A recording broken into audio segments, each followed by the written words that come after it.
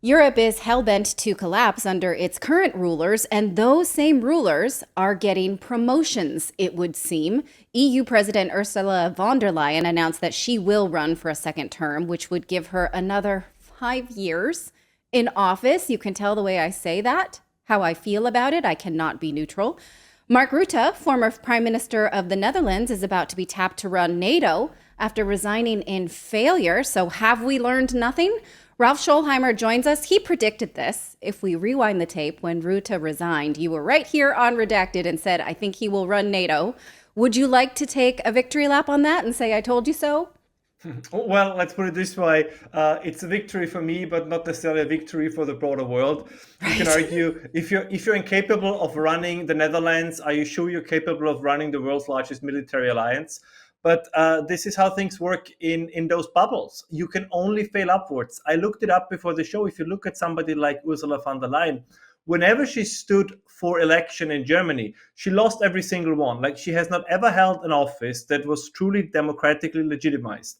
But once you are in these circles, once you have a certain position, you can never get them out. Like, you cannot vote those people out. It's really like in a horror movie, where you see the monster die at the end, but then there is this one last camera shot where the hand comes out of the swamp or where the hand comes out of the grave. That's how it is with these people, like with Mark Rutte, right? I'm gone, and yet here is back again. And van der Leyen, the same thing. Like, she's unpopular, nobody likes her, nobody wants her, but she's just not going away. It's very, very frustrating.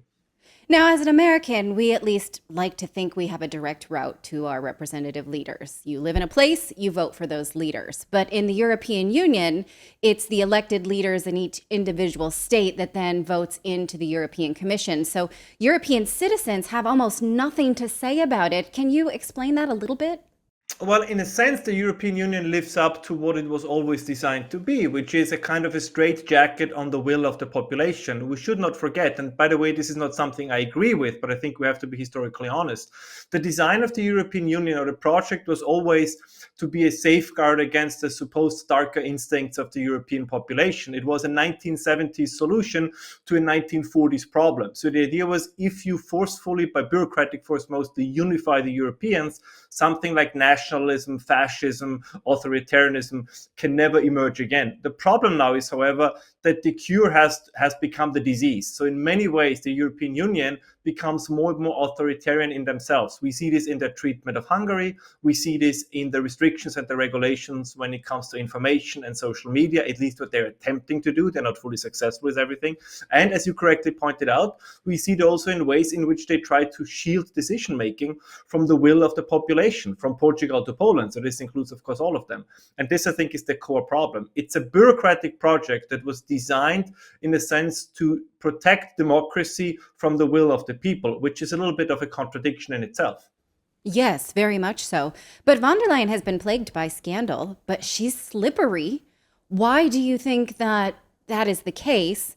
And is there any way any European citizen could tell their leaders, hey, we'd like a real investigation of this lady and how she, say, used our money to buy a bunch of COVID vaccines? Oh, that would be wonderful. But you have exactly this kind of situation, in particular with the COVID vaccines. Right? All the parties, all the politicians, with few exceptions, have put all their eggs in one basket. So they're all responsible with this for von der Leyen. She's kind of just the tip of the iceberg. So if you would start that investigation, it might start with her, but it would definitely not end with her. I mean, we know it in Austria, we know in Germany, in certain areas, right, certain politicians, in the health ministry. So there were lots of going ons that, rumors, let's put it this way, but nobody's investigating. So we never will fully know what exactly happened. But that many decisions have been made that were not entirely sound. And even more importantly, that in many ways, the decisions as they were sold to the public were either lies or a tremendous amount of incompetence or a mixture of both. This is something they want to avoid. This is the thing. If everybody is guilty of wrongdoing, nobody wants an investigation. And I think this is precisely where we find ourselves. But the frustrating part is that any kind of means of course correction is increasingly taken away or blocked for the people. As you correctly pointed out, we have these European elections in June. Whom can you vote for? Like, whom can you vote for and hope that they actually will have a say that in the future European Parliament will actually have a say in deciding who could be the president of the European Commission instead of Ursula von der Leyen? It's kind of, you go to the voting booth, you cast your vote, but it's still the same people and the same individuals that run the show. And that's very frustrating for everybody involved. So we have no Claire Daly or Christine Anderson, these European parliamentarian members who do stand up to Ursula von der Leyen, sometimes to her face. But why don't they have the opportunity to run against her? Because they are kind of lonely voices in the desert, if you want. And the reason for this is because the problem we have is, and I think that's very similar to what you see also with the Republican Party in the United States. You have the quote unquote so-called conservatives in Europe. On the European level, it would be the European People's Party, that are, they are conservative or right-wing during election times, but once election times are over, they more or less shift towards left of center.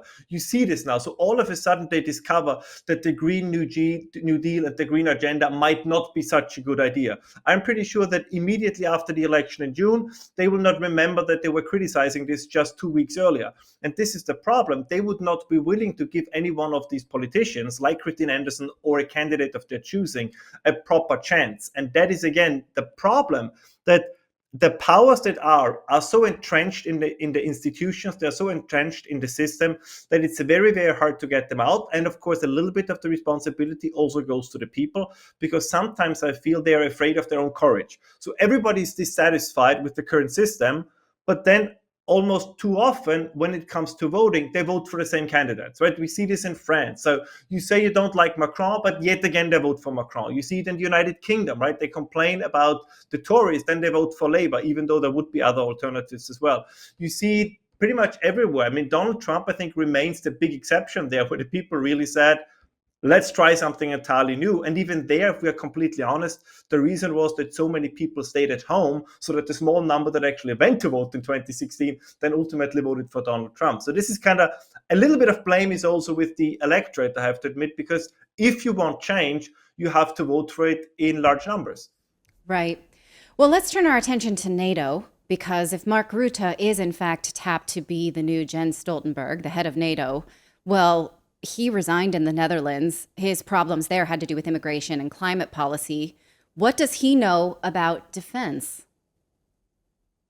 Well, I would argue that just like being the president of the European Commission, being the head of NATO is one of these positions that in many ways are more formal than they are actual have a significant impact. And the reason why I'm saying this, within NATO, for better or worse, it depends where one stands politically, it is still the United States that call the shots. I think or let me put it differently, Mark Rutte is such a middle of the road politician that he would not ruffle many feathers. If NATO would really be courageous, they probably would consider somebody from Eastern Europe, for example, somebody from Poland. That would be quite a step, or any other kind of, let's say, a figure with a higher profile. But the issue, of course, with NATO is it's the same problem.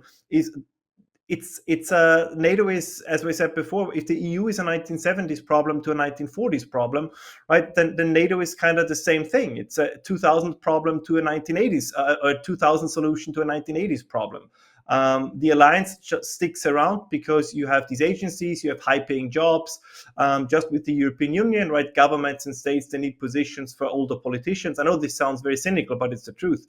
But ultimately, the purpose of the alliance is not really clear. And I think we see this also in the conflict with Ukraine. So I would argue this should be a moment for deep self-reflection and introspection of where the alliance is supposed to go, especially given the fact that the United States will turn, for good reason, their back on Europe in the future. Their focus is increasingly in the Asia-Pacific region, and the Europeans simply demanding that the United States continue to provide protection and basically all the military components that are necessary for it indefinitely is not going to happen. Donald Trump is just saying what many people are thinking.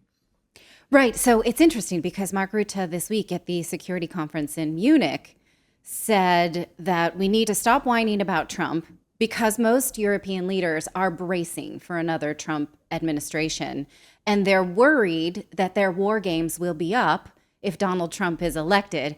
Mark Rutte says, oh, we just need to stop whining about that and get on with it. So that seems to be the temperature right now. It's like they're playing war games for fun with lives, and they know that that is going to be up if a Biden administration ends, right?